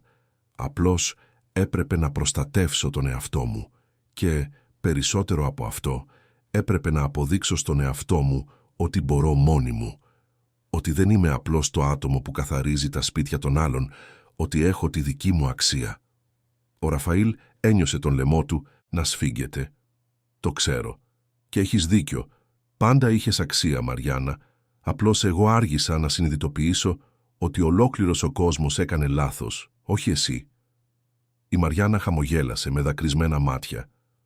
Σε ευχαριστώ γι' αυτό. Και αυτός ο πάγκος είναι η αρχή της καφετέριας. Η Μαριάννα έριξε ένα ελαφρύ γέλιο. Είναι το έμβριό της. Μαζεύω χρήματα, κάνω επαφές, μαθαίνω. Έλαβα μέχρι και την κάρτα ενός επενδυτή που θέλει να με βοηθήσει όταν είμαι έτοιμη. Ο Ραφαήλ ένιωσε τεράστια περηφάνεια. Θα τα καταφέρεις. Είμαι σίγουρος γι' αυτό. Συζήτησαν για μερικά ακόμη λεπτά, για ασήμαντα πράγματα, για τον καιρό, για τα γλυκά, για την αγορά. Τότε ο Ραφαήλ αποχαιρέτησε, χωρίς να πιέσει, χωρίς να ζητήσει τίποτα. Απλώς είπε, «Αν χρειαστείς οτιδήποτε, είμαι εδώ, αλλά στον δικό σου χρόνο, χωρίς βιασύνη». Η Μαριάννα έγνεψε και ο Ραφαήλ απομακρύνθηκε, κουβαλώντας τις σακούλες με τα γλυκά και μια παράξενη αίσθηση γαλήνης. Δεν είχε διορθώσει τα πάντα, δεν είχε λύσει τα προβλήματα, αλλά είχε κάνει το πρώτο βήμα, να σεβαστεί τον χώρο της. Τις επόμενες εβδομάδες, ο Ραφαήλ και η Μαριάννα άρχισαν να συναντιούνται περιστασιακά, πάντα στις αγορές όπου πουλούσε. Περνούσε, αγόραζε μερικά γλυκά, συζητούσαν γρήγορα και έφευγε. Χωρίς πίεση, χωρίς απαιτήσεις, χωρίς υποσχέσεις. Μόνο παρουσία. Εν τω μεταξύ, η Μαριάννα τελικά μάζεψε το θάρρος της και τηλεφώνησε στον Αλέξανδρο Αλεξίου, τον επενδυτή. Έκλεισε μια συνάντηση για να παρουσιάσει το σχέδιό της. Πέρασε μέρες προετοιμαζόμενη, οργανώνοντας τις ιδέες στο τετράδιο, κάνοντας πρόβες στην ομιλία της. Η κυρία Ελένη βοήθησε, κάνοντας δύσκολες ερωτήσεις, επισημένοντας κενά στον σχεδιασμό, αναγκάζοντας τη Μαριάννα να σκεφτεί κάθε λεπτομέρεια. Την ημέρα της συνάντησης, η Μαριάννα έφτασε στο γραφείο του Αλέξανδρου με την καρδιά να χτυπά δυνατά. Φορούσε απλά αλλά περιποιημένα ρούχα, κρατούσε έναν χάρτινο φάκελο με τις σημειώσεις και έναν δίσκο με γλυκά για παρουσίαση. Ο Αλέξανδρος την υποδέχτηκε με συμπάθεια, μαζί με άλλους 2 συνεταίρους. «Λοιπόν, Μαριάννα, πες μας για το σχέδιό σου». Η Μαριάννα πήρε μια βαθιά ανάσα και ξεκίνησε. Μίλησε για την καφετέρια που ήθελε να ανοίξει, έναν φιλόξενο χώρο όπου όλοι οι άνθρωποι θα ήταν ευπρόσδεκτοι, ανεξάρτητα από τα ρούχα που φορούσαν ή τον τραπεζικό λογαριασμό που είχαν. Εξήγησε ότι ήθελε ένα απλό μενού με specialty καφέδες, σπιτικά κέικ, αλμυρά και γλυκά φτιαγμένα με παραδοσιακές συνταγές. Έδειξε τους αριθμούς που είχε υπολογίσει, τους εμπορικούς χώρους που είχε ερευνήσει, τη στρατηγική προώθησης που σχεδίαζε. Ο Αλέξανδρος και οι συνέτεροι του δοκίμασαν τα γλυκά, έκαναν ερωτήσεις, αμφισβήτησαν κάποιες ιδέες, επένεσαν άλλες. Στο τέλος, ο Αλέξανδρος ακούμπησε πίσω στην καρέκλα του και είπε «Μαριάννα, το σχέδιό σου έχει συνοχή, έχει πάθος και κυρίως έχει αυθεντικότητα. Λαμβάνουμε δεκάδες προτάσεις τον μήνα, αλλά οι περισσότερες είναι απλώς αντίγραφα έτοιμων μοντέλων. Εσύ έφερες κάτι δικό σου, κάτι αληθινό. Είμαστε διατεθειμένοι να χρηματοδοτήσουμε το πιλωτικό σχέδιο». Η Μαριάννα ένιωσε τα πόδια της να λυγίζουν. «Αλήθεια. Αλήθεια. Θα δομήσουμε ένα δίκαιο συμβόλαιο όπου εσύ διατηρείς την πλειοψηφική ιδιοκτησία και εμείς μπαίνουμε ως επενδυτές με μειοψηφική συμμετοχή. Θα σε βοηθήσουμε με το γραφειοκρατικό, νομικό και οικονομικό κομμάτι. Αλλά η καρδιά της επιχείρησης είναι δική σου». Η Μαριάννα βγήκε από εκείνη τη συνάντηση πετώντας τα σύννεφα. Τηλεφώνησε στην κυρία Ελένη από το κινητό φωνάζοντας από χαρά και η γειτόνισσα έκλαψε στο τηλέφωνο σαν να ήταν η ίδια της η κόρη. Εκείνο το βράδυ, το μικρό σπίτι στην Άνω Γλυφάδα μετατράπηκε σε κέντρο εορτασμού. Εμφανίστηκαν γείτονες, τηλεφώνησαν μακρινοί συγγενείς, όλοι θέλοντας να συγχαρούν τη Μαριάννα. Τις επόμενες μέρες, η Μαριάννα άρχισε να επισκέπτεται πιθανούς εμπορικούς χώρους. Είδε διάφορα μέρη, αλλά κανένα δεν φαινόταν σωστό. Μέχρι που ένα απόγευμα πέρασε από έναν μικρό χώρο κοντά στην παραλία, ανάμεσα στην πολυσύχναστη και την ήσυχη περιοχή. Ήταν ένα παλιό κατάστημα που είχε κλείσει με σκονισμένη βιτρίνα και ξεφλουδισμένους τοίχους. Αλλά υπήρχε κάτι σε εκείνο το μέρος, μια ενέργεια, μια δυνατότητα. Η Μαριάννα μπήκε, περπάτησε στον άδειο χώρο, φαντάστηκε πού θα ήταν τα τραπέζια, πού θα ήταν ο πάγκος, πού θα ήταν η κουζίνα. Μπορούσε να τα δει όλα, τα κρεμαστά φυτά, τα ζεστά φώτα, τη μυρωδιά του καφέ με κανέλα, τους ανθρώπους να συζητούν, να γελάνε, να νιώθουν σαν στο σπίτι τους. «Εδώ είναι», ψιθύρισε. «Είναι αυτό το μέρος». Ενώ η Μαριάννα σχεδίαζε το μέλλον της καφετέριας, ο Ραφαήλ συνέχιζε να μεταμορφώνει τη δική του ζωή. Είχε μειώσει δραστικά τις ώρες εργασίας, επέστρεφε σπίτι νωρίτερα, άρχισε ακόμη και να μαγειρεύει μερικά απλά γεύματα. Ο Ανδρέας παρατήρησε τις αλλαγές και σχολίασε: «Φαίνεσαι πιο ανάλαφρος, Ραφαήλ, πιο ανθρώπινος». Ο Ραφαήλ χαμογέλασε. «Μαθαίνω, Ανδρέα, αργά, αλλά μαθαίνω». Ένα απόγευμα, ο Ραφαήλ αποφάσισε να κάνει κάτι που σκεφτόταν εδώ και μέρες. Πήρε χαρτί και στυλό και έγραψε ένα σύντομο χειρόγραφο γράμμα. Δεν ήταν μία δήλωση αγάπης, δεν ήταν μία προσπάθεια επανασύνδεσης.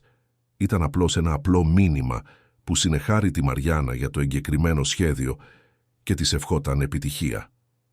Υπέγραψε μόνο με το αρχικό γράμμα «Ρατς» και ένα μικρό σχέδιο ενός φλιτζανιού καφέ. Πέρασε με το αυτοκίνητο μπροστά από το σπίτι της Μαριάννας, όταν ήξερε ότι δεν ήταν εκεί, και άφησε το γράμμα στο γραμματοκιβώτιο. Δεν περίμενε απάντηση, δεν ζήτησε ανταπόκριση. Απλώς ήθελε να ξέρει ότι ήταν χαρούμενος για αυτήν. Όταν η Μαριάννα βρήκε το γράμμα, το διάβασε με σφιγμένη καρδιά. Ο γραφικός χαρακτήρας ήταν σταθερός, οι λέξεις ήταν ειλικρινείς, η χειρονομία ήταν λεπτή. Φύλαξε το γράμμα σε ένα σιρτάρι, μαζί με το σημείωμα που της είχε αφήσει στο διαμέρισμα εβδομάδες πριν. Δεν απάντησε, αλλά ούτε και ξέχασε. Οι δρόμοι των δύο συνέχιζαν να είναι χωριστοί, αλλά όχι μακρινοί. Και οι δύο μεγάλωναν, ο καθένας με τον τρόπο του, ο καθένας τον χρόνο του. Και ίσως έτσι ακριβώς έπρεπε να είναι. Οι επόμενες εβδομάδες ήταν γεμάτες εντατική δουλειά για τη Μαριάννα. Με το συμβόλαιο υπογεγραμμένο με τους επενδυτές, είχε πρόσβαση σε πόρους που ποτέ δεν φανταζόταν, αλλά είχε επίσης ευθύνες που την τρόμαζαν. Ο Αλέξανδρος και η ομάδα του βοήθησαν με όλο το γραφειοκρατικό κομμάτι, άνοιγμα αφέμεμέ, άδειες, υγειονομικές άδειες, συμβόλαια με προμηθευτές, αλλά η καρδιά του έργου, η ουσία της καφετέριας, ήταν δική της. Ο χώρος που επιλέχθηκε κοντά στην παραλία άρχισε να ζωντανεύει. Η Μαριάννα προσέλαβε έναν μικρό μάστορα από τη γειτονιά για τις βασικές ανακαινήσεις, έβαψε τους τοίχους η ίδια με τη βοήθεια της κυρίας Ελένης και μερικών γειτόνων που προσφέρθηκαν. Επέλεξε κάθε λεπτομέρεια με προσοχή. Ρουστίκ αλλά άνετα ξύλινα τραπέζια, καρέκλες που δεν τέριαζαν μεταξύ τους και έδιναν μια μοναδική γοητεία, κρεμαστά φυτά σε πύλινες γλάστρες, ζεστά φώτα που δημιουργούσαν μια φιλόξενη ατμόσφαιρα.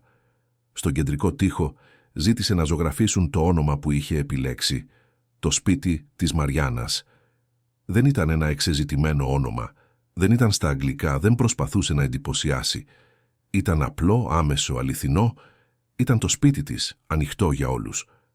Κατά τη διάρκεια της ανακαίνησης, η Μαριάννα ξυπνούσε νωρίς, περνούσε τη μέρα στον χώρο, επιβλέποντας κάθε λεπτομέρεια, δοκιμάζοντας συνταγές στην αυτοσχέδια κουζίνα, σχεδιάζοντας το μενού. Η κυρία Ελένη την επισκεπτόταν κάθε μέρα, φέρνοντας φαγητό, δίνοντας συμβουλές, βοηθώντας σε ό,τι μπορούσε. Η Κλέρη, η πρώην γραμματέας του Ραφαήλ, άρχισε επίσης να εμφανίζεται. Είχε δεθεί με τη Μαριάννα από εκείνη τη συζήτηση στην καφετέρια και προσφέρθηκε να βοηθήσει με το διοικητικό κομμάτι, ελέγχοντας συμβόλαια, οργανώνοντας έγγραφα, διδάσκοντας πράγματα που η Μαριάννα δεν είχε μάθει ποτέ. «Εσείς οι δύο γίνατε αληθινές φίλες», σχολίασε η κυρία Ελένη, παρατηρώντας την Κλέρη και τη Μαριάννα να γελάνε ενώ τακτοποιούσαν τα ράφια. Η Κλέρη χαμογέλασε. «Η Μαριάννα μου θυμίζει γιατί μπήκα σε αυτόν τον τομέα, ξέρετε, για να βοηθάω ανθρώπους να πραγματοποιούν όνειρα, όχι μόνο για να βγαίνουν οι αριθμοί».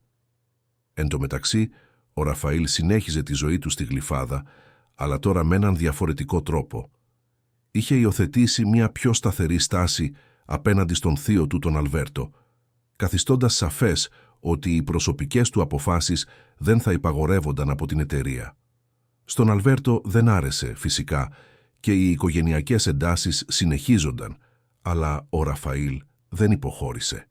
Ο Ανδρέας τον υποστήριξε πλήρως, βοηθώντας στην αναδιάρθρωση της διοίκησης του ομίλου, ώστε ο Ραφαήλ να μπορεί να έχει μια ζωή πέρα από τη δουλειά. Ο Ραφαήλ άρχισε να αφιερώνει ένα απόγευμα την εβδομάδα για να επισκέπτεται κοινωνικά προγράμματα στην περιοχή, συζητώντας με τοπικούς επιχειρηματίες, μαθαίνοντας ιστορίες ανθρώπων που έχτιζαν επιχειρήσεις με τα ίδια τους τα χέρια.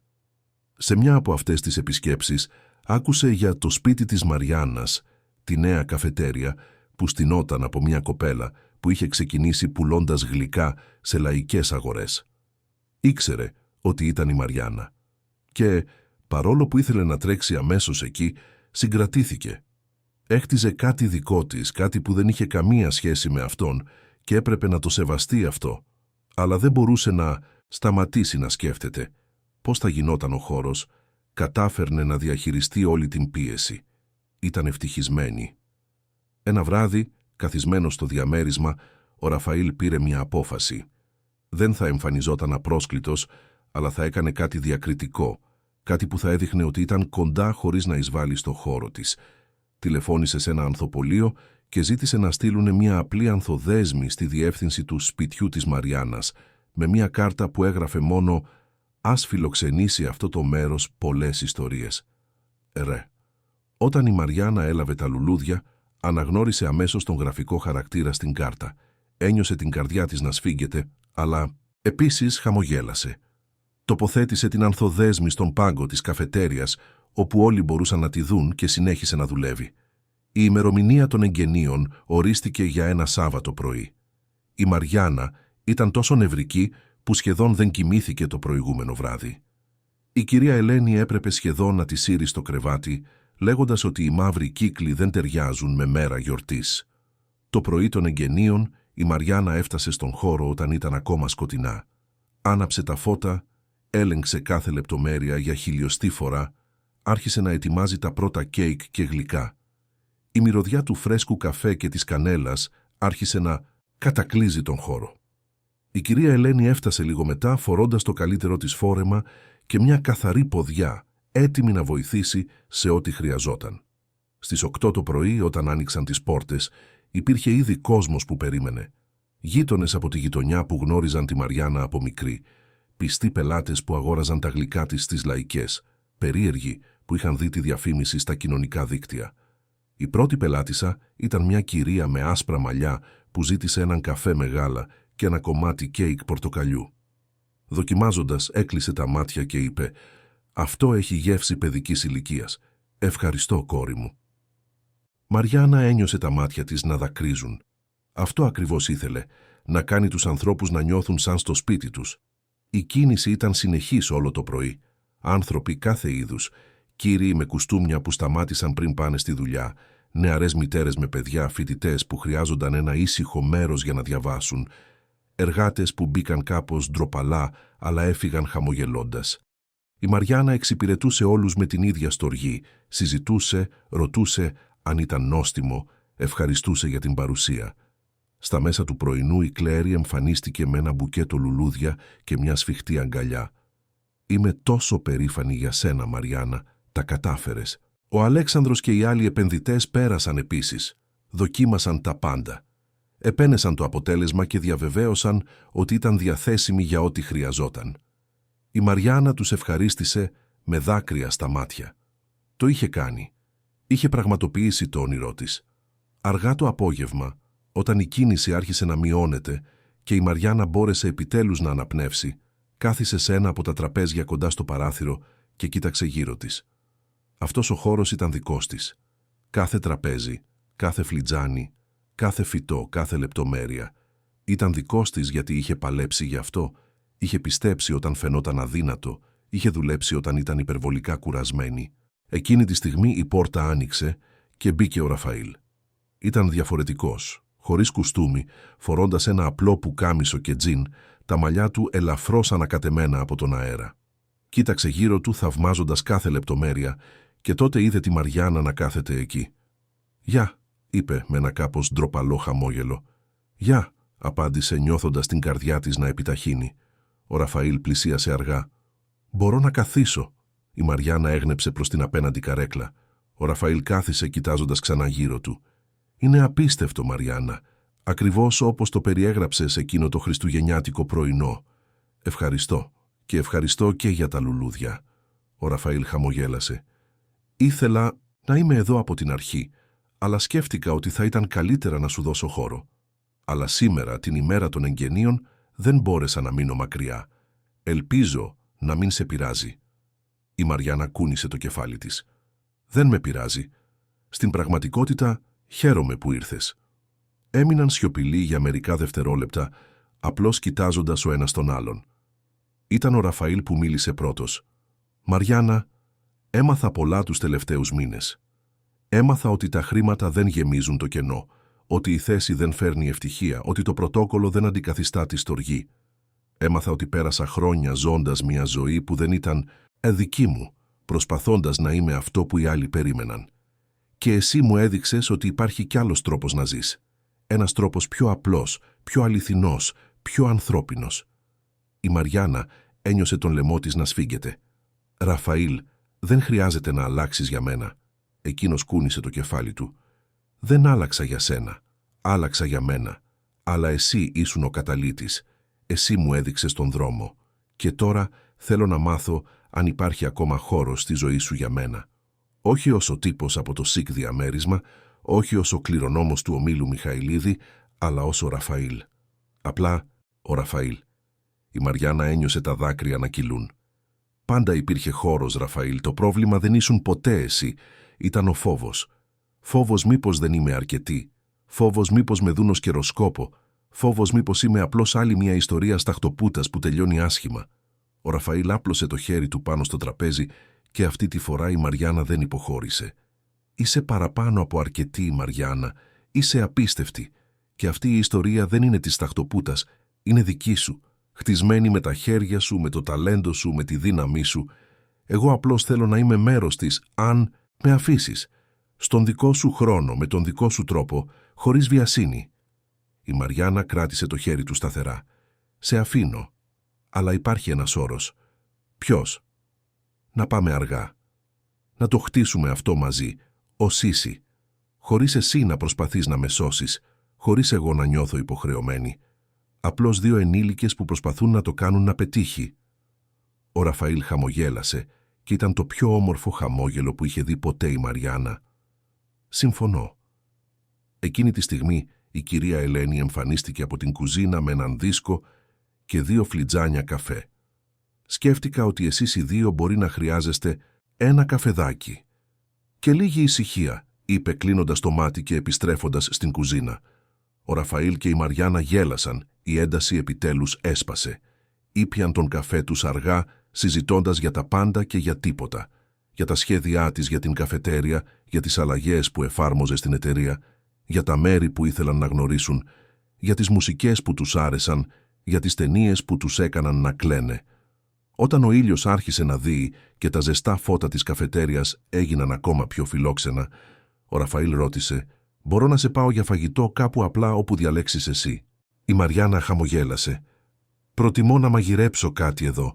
Θέλω να σου δείξω άλλες συνταγές που δοκιμάζω. Και θέλω να μου πεις περισσότερα για εκείνο το όνειρο να γίνεις αρχιτέκτονας». Ο Ραφαήλ συμφώνησε και οι δυο τους πήγαν στη μικρή κουζίνα της καφετέριας. Ενώ η Μαριάννα ετοίμαζε μια απλή μακαρονάδα με σπιτική σάλτσα και ο Ραφαήλ έκοβε λαχανικά κάπως αδέξια, συζητούσαν σαν παλιοί φίλοι, γελώντας με τα λάθη τους, σχεδιάζοντας το μέλλον χωρίς πίεση, απλώς αφήνοντας τα πράγματα να κυλήσουν. Η κυρία Ελένη, που παρακολουθούσε τα πάντα από μακριά, μουρμούρισε στον εαυτό της: «Επιτέλους, αυτοί οι δύο τα βρήκαν». Οι επόμενες εβδομάδες ήταν γεμάτες προσαρμογή και ανακάλυψη. Ο Ραφαήλ και η Μαριάννα άρχισαν να βλέπονται συχνά, αλλά πάντα σεβόμενοι ο ένας τον χώρο του άλλου. Βοηθούσε στην καφετέρια όποτε μπορούσε, όχι ως αφεντικό ή σωτήρας, αλλά ως κάποιος που του άρεσε να είναι εκεί. Έπλαινε πιάτα, τακτοποιούσε τραπέζια, συζητούσε με τους πελάτες και στη διαδικασία άρχισε να καταλαβαίνει καλύτερα τον κόσμο στον οποίο ζούσε η Μαριάννα. Εκείνη, από την πλευρά της, άρχισε να γνωρίζει καλύτερα τον Ραφαήλ πέρα από την πρόσωψη του στελέχους. Ανακάλυψε ότι του άρεσε η κλασική μουσική, αλλά και το ρεμπέτικο, ότι έβλεπε παλιές ταινίες τα ξημερώματα της αϊπνίας, ότι φοβόταν τα ύψη αλλά λάτρευε τη θάλασσα.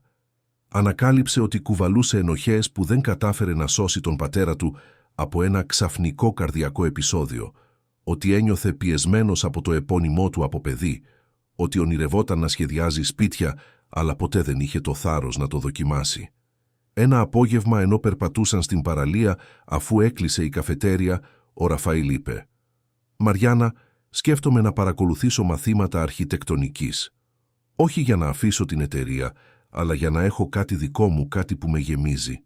Η Μαριάννα κράτησε το χέρι του χαμογελώντας. «Κάντο. Η ζωή είναι πολύ μικρή για να την περνάμε κάνοντας μόνο ό,τι περιμένουν οι άλλοι». Ο Ραφαήλ σταμάτησε, την κοίταξε και είπε: «Ευχαριστώ. Πού μου το έμαθες αυτό?» Φιλήθηκαν εκεί, στην παραλία της Γλυφάδας, με τον ήχο των κυμάτων στο βάθος και τα φώτα της πόλης να αρχίζουν να ανάβουν. Δεν ήταν ένα φιλί από ταινία, δεν ήταν τέλειο, αλλά ήταν αληθινό. Και αυτό ακριβώς ήθελαν και οι δύο, κάτι αληθινό. Οι επόμενοι μήνες έφεραν προκλήσεις φυσικά. Ο θείος Αλβέρτος συνέχισε να πιέζει τον Ραφαήλ, αλλά με λιγότερη δύναμη, συνειδητοποιώντας ότι ο ανιψιός του δεν θα υποχωρούσε. Ο Ανδρέας ανέλαβε περισσότερες ευθύνες στον όμιλο, επιτρέποντας τον Ραφαήλ να έχει περισσότερη ισορροπία μεταξύ εργασίας και προσωπικής ζωής. Η καφετέρια της Μαριάννας ευημερούσε, με πιστούς πελάτες και εξαιρετικές κριτικές. Προσέλαβε 2 βοηθούς και οι 2 γυναίκες από τη γειτονιά που χρειάζονταν μια ευκαιρία και άρχισε να σκέφτεται την επέκταση του μενού. Ένα κυριακάτικο απόγευμα, ο Ραφαήλ κάλεσε τη Μαριάννα να δουν ένα οικόπεδο που είχε βρει προς πώληση. Ήταν ένας μεγάλος χώρος, με θέα στη θάλασσα, ιδανικός για να χτιστεί ένα σπίτι. Όχι μια έπαυλη, όχι ένα πολυτελές διαμέρισμα, αλλά ένα σπίτι. Με βεράντα, κήπο, χώρο για να δέχονται φίλους, μεγάλη κουζίνα όπου θα μπορούσαν να μαγειρεύουν μαζί. «Σκέφτεσαι να χτίσεις ένα σπίτι?» ρώτησε η Μαριάννα έκπληκτη. Ο Ραφαήλ χαμογέλασε. «Σκέφτομαι να σχεδιάσω ένα σπίτι, το πρώτο μου, και ήθελα να μάθω αν θα ήθελες να μου δώσεις ιδέες για το τι πιστεύεις ότι χρειάζεται ένα σπίτι για να είναι μια αληθινή εστία». Η Μαριάννα ένιωσε τα μάτια της να δακρύζουν. «Ραφαήλ, αυτό είναι σοβαρό», την αγκάλιασε. «Όλα μαζί σου είναι σοβαρά, Μαριάννα. Έμαθα ότι δεν έχει νόημα να τα έχεις όλα, αν δεν έχεις με ποιον να τα μοιραστείς. Και θέλω να τα μοιραστώ μαζί σου, το σπίτι, τα όνειρα, τη ζωή, στον δικό μας χρόνο με τον δικό μας τρόπο». Η Μαριάννα έκρυψε το πρόσωπό της στο στήθος του, νιώθοντας την ασφάλεια εκείνης της αγκαλιάς. «Θα πάμε αργά, εντάξει, αλλά θα πάμε μαζί». Ο Ραφαήλ τη φίλησε στο μέτωπο. «Αργά, αλλά μαζί, το υπόσχομαι». Εκείνη τη στιγμή, με τον θαλασσινό αέρα να ανακατεύει τα μαλλιά τους και τον ήλιο να αρχίζει να δύει στον ορίζοντα, κατάλαβαν κάτι θεμελιώδες. Δεν υπάρχει έτοιμη συνταγή για την αγάπη, δεν υπάρχει εγχειρίδιο για το πώς να ενώσεις 2 διαφορετικούς κόσμους. Αυτό που υπάρχει είναι η επιλογή. Η επιλογή να σέβεσαι, να μαθαίνεις, να υποχωρείς, χωρίς να χάνεσαι, να χτίζεις μαζί, χωρίς να σβήνεις την ατομικότητα του άλλου. Ο Ραφαήλ είχε μάθει ότι το να είσαι κληρονόμος μιας αυτοκρατορίας δεν σήμαινε ότι τα έχεις όλα και ότι το να είσαι διευθύνων σύμβουλος δεν ήταν αρκετό αν, στο τέλος της ημέρας, δεν υπήρχε κανείς να μοιραστεί στις νίκες και τους φόβους. Είχε μάθει ότι η πολυτέλεια δεν βρίσκεται στο μέγεθος του διαμερίσματος, αλλά στην ποιότητα των συναισθημάτων. Ότι ο πλούτος δεν μετριέται σε αριθμούς, αλλά σε ειλικρινή χαμόγελα, σε σφιχτές αγκαλιές, σε καφέδες που πίνεις χωρίς βιασύνη. Η Μαριάννα είχε μάθει ότι η αξία της δεν βρισκόταν ποτέ στη θέση που κατήχε, αλλά στη δύναμη που κουβαλούσε. Ότι τα όνειρα δεν χρειάζονται άδεια, χρειάζονται θάρρος. Ότι το να αξίζεις δεν έχει να κάνει με το να έχεις γεννηθεί στο σωστό μέρος, αλλά με το να χτίζεις με τα ίδια σου τα χέρια το μέρος όπου θέλεις να είσαι.